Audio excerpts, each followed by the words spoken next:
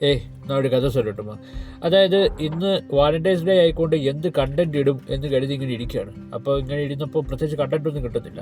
യൂട്യൂബിൽ ഇങ്ങനെ സെർച്ച് ചെയ്ത് യൂട്യൂബിൽ ഇങ്ങനെ ഓരോ വീഡിയോസൊക്കെ കണ്ടുവരുന്ന വഴിക്ക് പെട്ടെന്ന് ദേവാസുരം മൂവിയിലെ നമ്മുടെ രേവതി മാമ ചെയ്തു വെച്ചിട്ടുള്ള ക്യാരക്ടറിൻ്റെ ഒറിജിനൽ ആൾ, അതായത് ലക്ഷ്മി എന്നാണ് അമ്മയുടെ പേര്, അദ്ദേഹത്തിന് അവരുടെ വീഡിയോ കാണാനിടയായി. അപ്പോൾ അതിനകത്ത് പറയുന്ന ഏറ്റവും സ്ട്രൈക്കിംഗ് ആയിട്ടൊരു വേർഡ് ഇതാണ്, സെൻറ്റൻസ് ഇതാണ്: to love someone is very easy, to be loved by someone it's very difficult.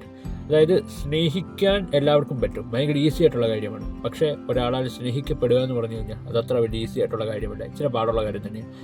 അങ്ങനെ ഒരാൾ നിങ്ങളുടെ ആ ഉള്ളിലുണ്ടെങ്കിൽ, അല്ലെങ്കിൽ നിങ്ങളെ അങ്ങനെ ഒരാളെ സ്നേഹിക്കുന്നുണ്ടെങ്കിൽ, ഞാൻ പറയുന്നത് നിങ്ങൾ ഒരു 100%, അല്ലെങ്കിൽ ഒരു 90% നിങ്ങൾ ബ്ലെസ്ഡാണ്.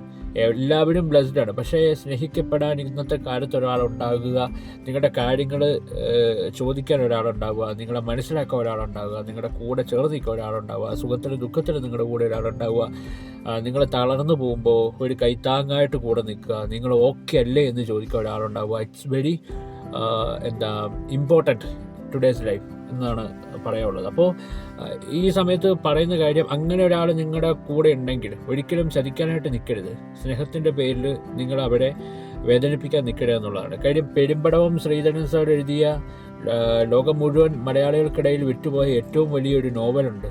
നോവലിൻ്റെ പേര് ഒരു സങ്കീർത്തനം പോലെ എന്നാണ്, പെരുമ്പടവം ശ്രീധരൻ സാറിൻ്റെ. അതിനകത്ത് പറയുന്ന ഒരു വരിയുണ്ട്: സ്നേഹം കൊണ്ടുണ്ടായ മുറിവുണക്കാൻ സ്നേഹം കൊണ്ട് മാത്രമേ പറ്റുള്ളൂ എന്ന്.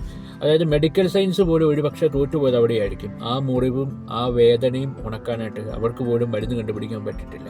സ്നേഹം കൊണ്ടുണ്ടായ മുറിവ് ഉണക്കാൻ സ്നേഹം കൊണ്ട് മാത്രമേ പറ്റുള്ളൂ. അതുകൊണ്ട് പറയുന്നതാണ്, ആരെയും ചതിക്കാതിരിക്കുക, അവരുടെ ഇമോഷൻ വെച്ച് കളിക്കാതിരിക്കുക. സ്നേഹത്തിൻ്റെ പേരിൽ ഇനിയും ആരും കരയാനോ വേർപിരിയാനോ ഇല്ലാണ്ടാവാതെയോ ഇരിക്കട്ടെ.